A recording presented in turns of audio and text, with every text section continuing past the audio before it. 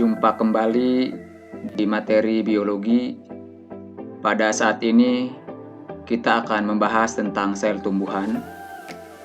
Adapun tujuan pembelajarannya adalah setelah mengamati video materi sel tumbuhan, peserta didik dapat menganalisis bagian-bagian organel sel pada tumbuhan minimal 5 bagian organel dengan baik dan benar. Sel tumbuhan dibagi menjadi beberapa macam bagian. Yang pertama adalah nukleus, yang kedua nukleolus, ketiga retikulum endoplasma kasar dan halus, 4 ribosom, 5 mitokondria, 6 vakuola, 7 kloroflas, 8 membran plasma, 9 dinding sel, 10 badan Golgi.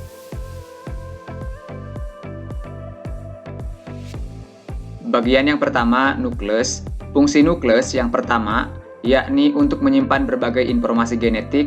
Hal ini dapat terjadi karena membran inti yang ada pada nukleus dapat menyimpan serta mempertahankan DNA yang ada di dalamnya.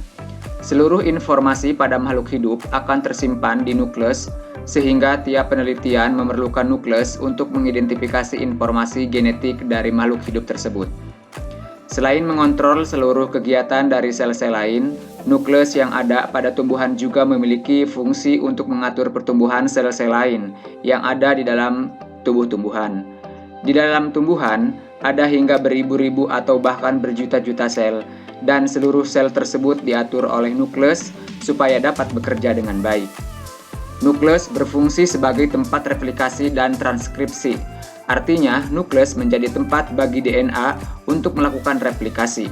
Pasca DNA tersebut selesai menjalani proses replikasi, selanjutnya akan terjadi proses mitosis.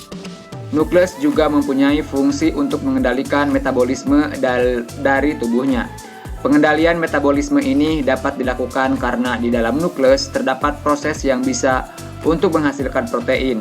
Dengan mengendalikan metabolisme, nukleus membantu tumbuhan supaya tetap hidup dengan baik. Yang kedua, nukleolus.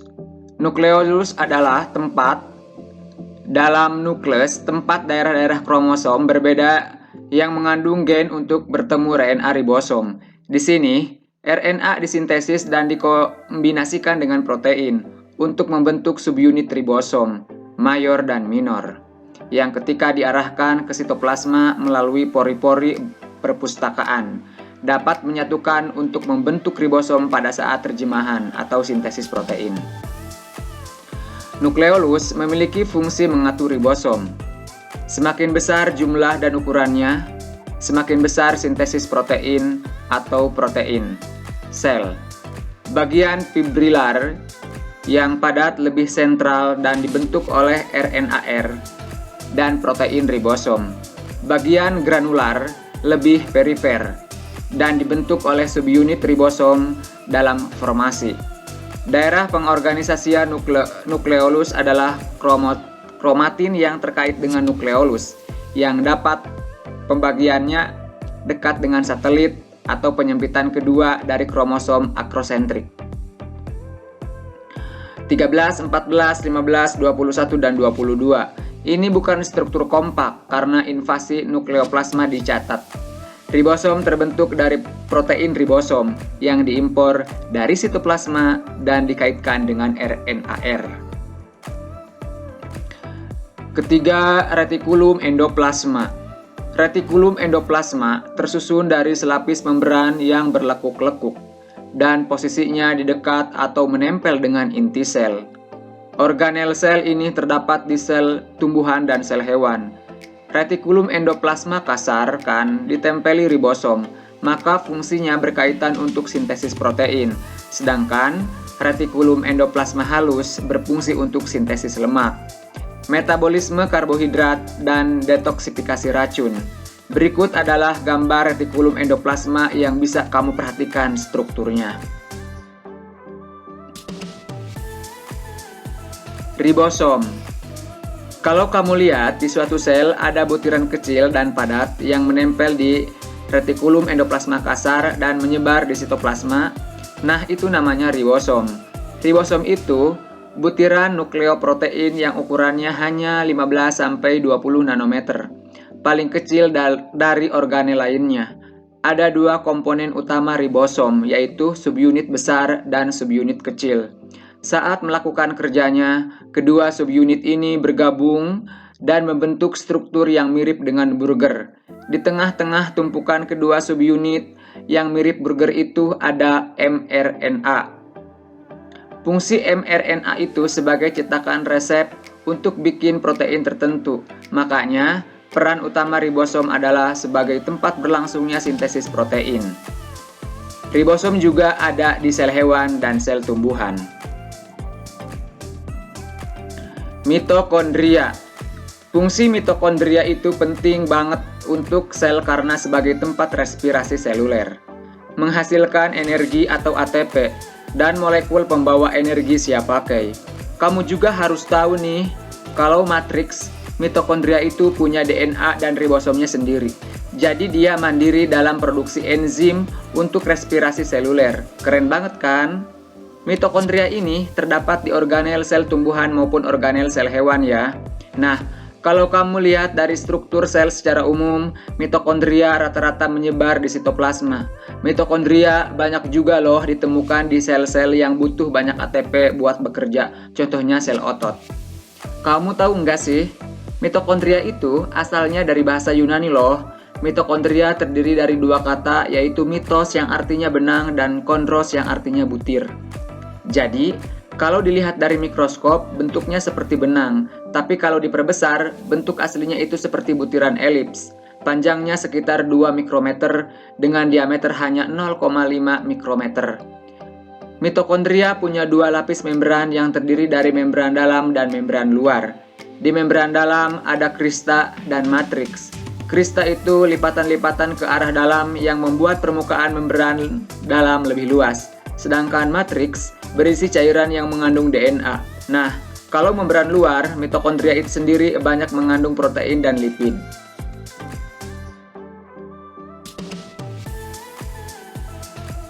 Yang selanjutnya, vakuola. Vakuola berisi getah yang mengandung makanan dan juga zat buangan lain di sel tumbuhan dan fungsinya adalah sebagai tempat menyimpan cadangan makanan, menampung proses pencernaan, dan mengatur konsentrasi air. Selain itu, ada juga nih vakuola yang fungsinya unik. Namanya vakuola kontraktil. Biasanya ditemukan di protozoa. Vakuola ini bisa mengembang dan mengempis. Fungsinya untuk mengatur tekanan osmotik atau konsentrasi air dan tempat pengeluaran cairan tubuh. Kloroflas. Kalau lisosom dan sentriol cuma ada di sel hewan. Nah, kebalikannya nih, plastida hanya ada di sel tumbuhan. Kenapa? Karena plastida berfungsi membantu proses fotosintesis dan menghasilkan pigmen warna pada tumbuhan. Plastida terbagi menjadi bermacam-macam jenis. Ada kloroflas, kromoplas, leukoplas, dan masih banyak lagi. Kloroplas merupakan plastida yang mengandung klorofil dan karotenoid. Fungsinya untuk membantu fotosintesis dengan cara memanfaatkan energi sinar matahari untuk membuat makanan. Kalau kromoplas merupakan plastida yang mengandung pigmen, kayak pigmen warna merah, jingga, maupun kuning. Fungsinya untuk memberi warna pada bunga. Nah, leukoplas merupakan plastida yang enggak berwarna. Fungsinya untuk menyimpan cadangan makanan. Nah, di bawah ini ada gambar plastida pada sel tumbuhan ya. Membran plasma. Membran plasma merupakan bagian sel yang membatasi bagian dalam sel dengan lingkungan di sekitarnya.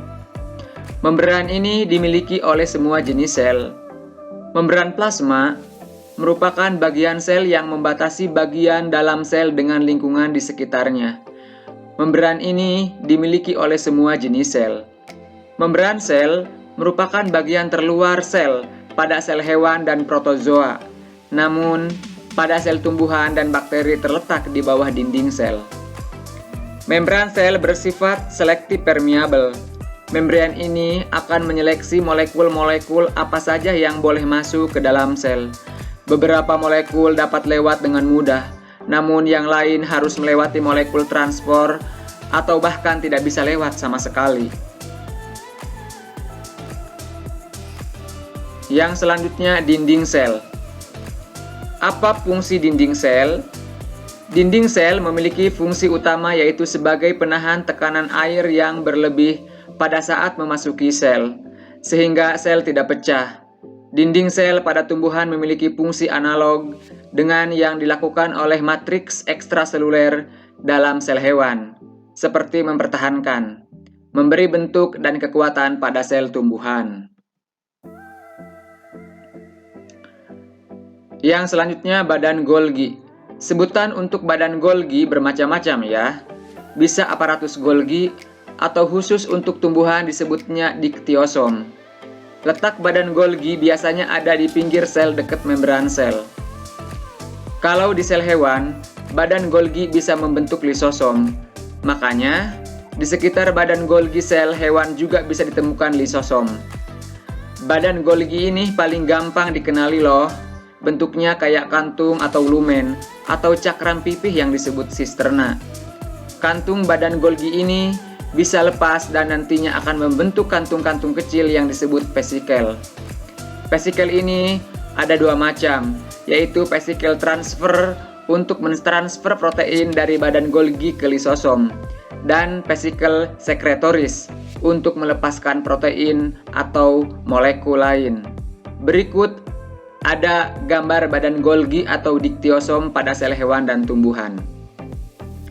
Fungsi organel sel ini bisa dianalogikan banyak kantor pos ya. Seperti kantor pos ya. Kenapa? Karena dia bakal memodifikasi, mengemas, dan menyortir molekul yang ada di dalam sel. Setelah itu akan ditransportasikan di dalam sel maupun dikeluarkan keluar sel. Nah, molekul yang bakal ditransportasikan badan Golgi itu terbungkus di dalam vesikula. Oke, ada satu poin lagi nih yang harus kamu tahu. Pada sel tumbuhan, badan Golginya punya fungsi tambahan yaitu memproduksi selulosa yang menyusun dinding sel. Terima kasih, sampai jumpa pada pertemuan berikutnya. Assalamualaikum warahmatullahi wabarakatuh.